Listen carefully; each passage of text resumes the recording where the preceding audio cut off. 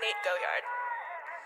Stay with me, little bitch, yeah, you know that I'm your man. You be capping like a snitch, no thoughts, no stats. New hoes, 10 toes, new guac, new bands, new whip, new chips, new kicks. Jackie Chan, as she play. Bad bitch, no bad. I just hit another liquor, she be counting in my rest. I be feeling hella rich, no problem. What's goody? Thank you for 125 subs. I'm here with the dribbling / mixing tutorial. I got this one the most. I think some of you commented on the video for the shooting tutorial. If you haven't seen that, go check it out.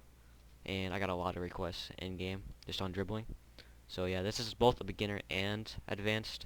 So I'm gonna have timestamps right here and below, so you can just skip to the advanced if you feel like you know what you're doing for the most part. But the beginner is just going to be controls and just basic movement. And yeah, hope you enjoy. Alright, so basic controls.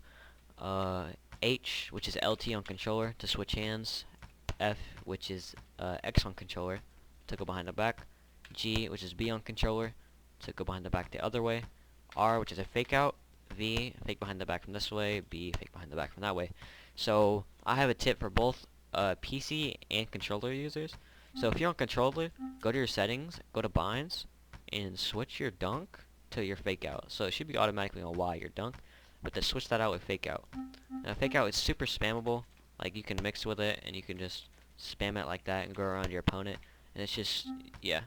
But you don't have these two right here on controller, nor do you have this one. But you don't need those necessarily. They're not really important. All you need is fake out and then behind the back, switch hand, behind the back. That's all you really need.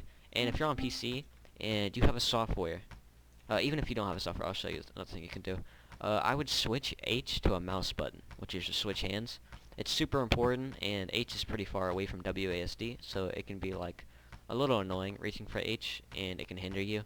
So yeah, I would just switch that. But if you don't know if you have a software or not, you can look it up. But if you don't have a software, I'm pretty sure you can use your middle mouse button, like your scroll wheel. You can click down on it, so you can go over here and then where's that? Click down. Wait, can you not? Oh, I thought you could. Oh, my bad. I guess you can't. But yeah, those are the two tips. Just basic controls. You can always go back to them right here.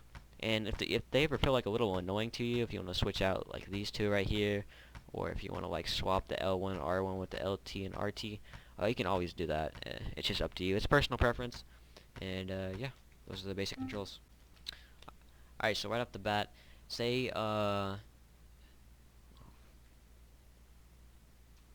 so right off the bat, we're gonna go with H, switching hands, or LT on controller.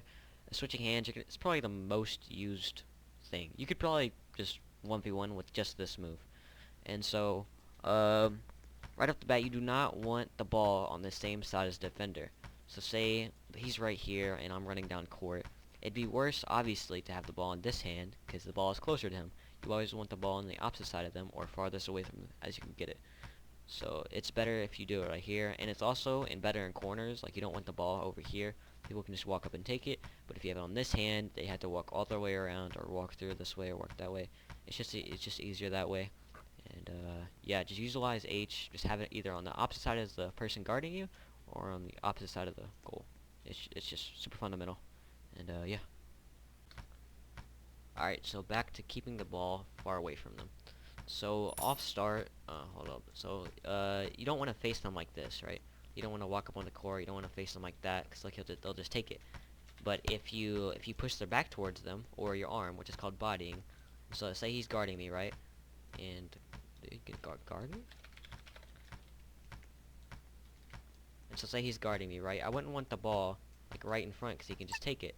But if I were to switch sides, I wouldn't want to switch sides like that, because it'd just be easier to take. I'd want to go behind the back, or I'd want to just do it like a 180. So off rip, you would turn your back towards them and keep the ball on the opposite side of them. Like that's as far as you can get it. And see, I can just run with it like that. And you can also do a cutback if you're not confident with your shot, and it's just a free shot every time. But that's when they start 50-50ing. So 50-50ing is basically when you 50-50 a side. You just guess which side they're gonna go to. And it's super easy to counter. You can just stand still off the bat. And so if you just go against a 50-50er, which is someone who just does what I just said, they just guess which side you're going to off the rip, and they just cut to either side. You can just stand still like this, watch for the cut, and then you can run. See, he stopped right there. That's a better move than going for the 50-50. And yeah, that's body. Alright, so to fake outs and cutback. So cutback, first off, a cutback is whenever you do a, okay, he's guarding the cutback, whatever, I'll still do a cutback. Cutback is when you cut back like that. Alright, it's self-explanatory. We don't want to cut back to be super wide like that, unless he's expecting to cut back like that. I'm gonna just mix him like that. Oh, he thought it was a game. He thought it was a game. He thought it was a game. Alright, so I don't want to go over like cutbacks and like fake outs all too much. Those, I feel like those are better if you just play the game and learn those yourself. I don't think you should skip any stages on learning them. I don't think I should like help you with those. Just hop in a match or like 1v1 friends or something like that. That comes with experience, and I don't think I can even like describe those like perfectly to you. But yeah, I'm just gonna jump straight to the mixing. So this is the little advanced part. This is where like go over the stuff that I just showed you, and then come back to this if you are looking to mix. But the stuff I just showed you, if you maximize them, then you could really just go crazy at once. That's all you really need. But if you just want to mix and have some little sauce and yeah, just a little pizzazz, then yeah, come back to this once you go over those things. And yeah. Alright, so first thing on mixing, you know, I gotta go over the spins. So the spins, if you're on controller, this one is super easily, because one, you have 360 movement and you're vibing. But for mobile players and PC players, you don't need a crazy high sense. If you have like a small mouse pad, or if you're on mobile, then you do. But you can improvise without. But when you do your spins, you want to be as consistent as possible. Like you don't want to like be like jagged with it like that. You want to like one fluent motion in your spins like that. Like you don't want to like stutter with it like that. Like, you know what I mean? You want to like one fluent motion and like that. And whenever you do your spins, I recommend doing spins like this. It's pretty difficult, but it's pretty fun. It works pretty well. So if you're spinning to the right, do it behind the back to the right, switch hands, right, switch hands, right, switch hands.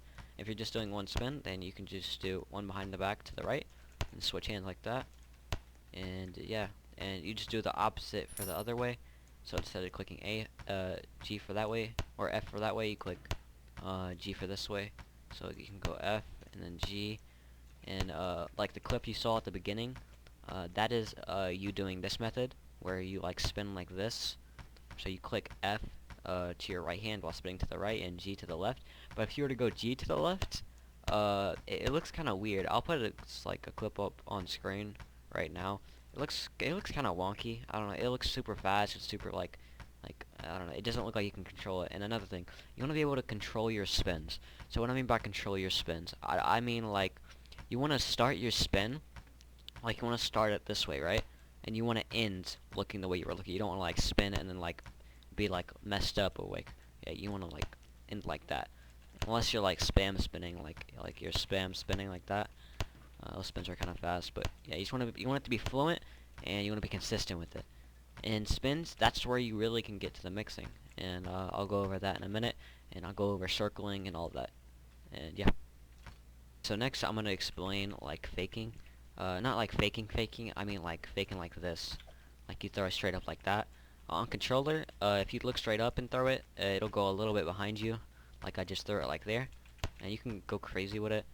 Like, and you'll get people with it, but this guy right here, he's expecting it, cause I'm doing a mixing tutorial, so I can't really do it on him right now. But you'd be able, usually be able to. But you don't want to spam it though, cause if you spam it, then you're gonna become predictable with it. It's gonna be something you want to use very rarely, but when you do use it, it's really gonna go crazy. Like I'll fake that. I don't know. You can just the circling like that. See, he didn't really buy it. And yeah, that's fakes. Alright, so now I'm gonna go over circling. So circling, this one, you both have to know your ping and Roblox server delay. So say I go for a circle, right? So circle is where you do a circle around the opponent like this. But say I go for it, but like he reaches me like out of nowhere. Hold on. He reaches out of nowhere. Like see, he wasn't close to me right there at all. Or he kind of was right there, but you get the point. Sometimes they just reach you like crazy. That isn't the devs' fault. That's just more of Roblox delay. It's more the Roblox servers. Nothing that the devs can do about this. It's just Roblox in general. So you both have to know like the delay of the server and your pings. Like I think the higher ping you have, like the better you can pull it off, if I'm correct. So, but yeah, you can like say if I do a fake circle, like I can fake it like that, and see, he totally bought it. Most players will. It's not just him. I'm not flaming him. And then you can actually commit to the circle, and you can fake it. Yeah, there's just endless opportunities.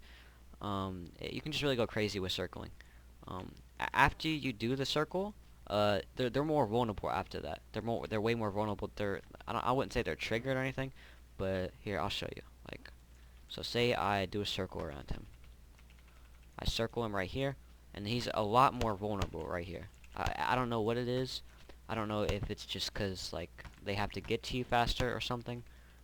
But always whenever you do circle around them, they're a lot more vulnerable. I don't know what it is. I don't know how to say it, but I know they are. So after you do the circle, that's where you can really go crazy. And yeah, I would explain my play style, but that'd be bad for me, and it'd probably be bad for you, because I feel like it's better if you learn your own play style. But this was just to give you a little just a little shove and a boost. And I'm glad if this helped you. I may not be the best explainer, but I did show you what they look like, and I tried my best. So if this did help you, it'd mean a lot if you subscribed. And yeah, I love seeing your interaction in the comments. It's really cool. I love seeing it in game. And yeah, love you guys. Peace. Do the